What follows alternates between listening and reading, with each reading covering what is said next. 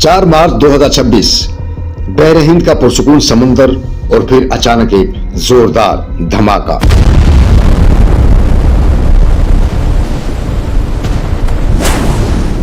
Iris Dina, Iran का जदीद जंगी जहाज चंद लम्हों में आग और धुएं में घिर गया।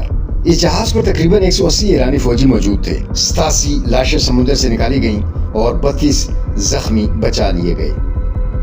60 से ज्यादा एहलकार हमेशा के लिए समुद्र की गहराइयों में गुम हो गए। लेकिन इस वाकये का सबसे हैरानकुन पहलू ये नहीं था कि जहाज डूब गया। असल सवाल ये था कि यह जहाज कहां डूबा। ये दुश्मन के साहिल के करीब नहीं था, ये भारत के साहिल के करीब था। और सिर्फ करीब ही नहीं, ये जहाज तो भारत का मेहमान था। Ladies and gentlemen, approaching us, please welcome the esteemed Iranian band as they march past, being led by Lieutenant N. Shokati.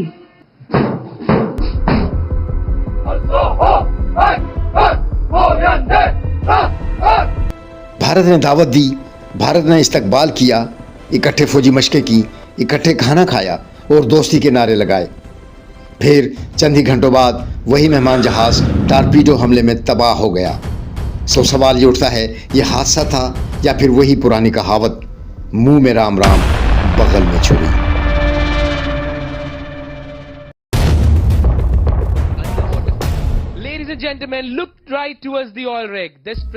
फरवरी 2026 में भारत ने एक बड़ी बहरी मश्क मुनक्किद की, नाम था मिलान 2026। ये मश्क भारतीय बहरिया ने विशाखापट्टनम और खलीज बंगाल में मुनक्किद की। इसमें दुनिया के 74 ममालिक शरीक हुए।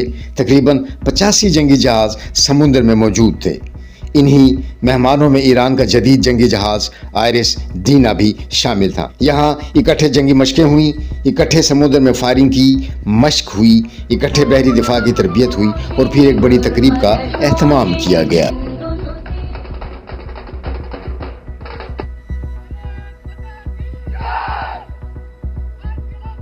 मुख्तलिफ ममालिक के जंगी जहाज एक कतार में खड़े थे। ये दोस्ती की अलामत समझी जाती है। लेकिन तारीख हमें बार बार एक बात याद दिलाती है, कभी कभी सबसे ज्यादा खतरनाक वार वही करता है जो सबसे ज्यादा करीब खड़ा हो। 4 मार्च 2026 ईरानी जहाज भारत से रुखसत होकर ईरान की तरफ वापस जा रहा था।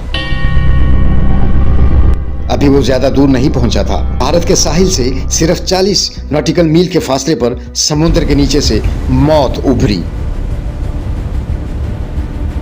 एक अमरीकी आबदोज ने टारपीडो मार्क 48 फायर किया।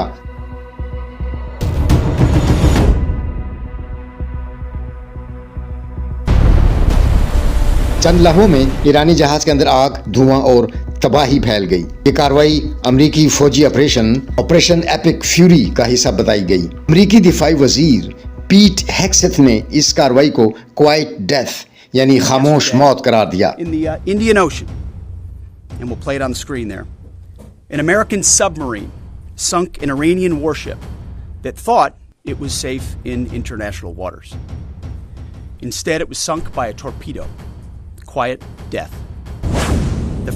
अमेरिका का मौक़िफ़ है कि ये कार्रवाई ईरानी बहरी ताकत को रोकने के लिए की गई। लेकिन सवाल ये है कि हमला हुआ किस मुकाम पर? भारत के साहिल के करीब। अब इस कहानी का सबसे अहम पहलू सामने आता है। भारत और अमेरिका के दरमियान गुज़िश्ता 2 दहाइयों में कई बड़ी दिफाई मुआहदे हो चुके हैं। ये मुआहदे दोनों ममालिक की फौजों को इंतहाई करीब ले आए हैं। 2002 में होने वाला GSOMIA general security of military information agreement, इस मुआहदे के तहत अमेरिका और भारत खुफिया फौजी मालूमात और इंटेलिजेंस एक दूसरे के साथ शेयर करते हैं।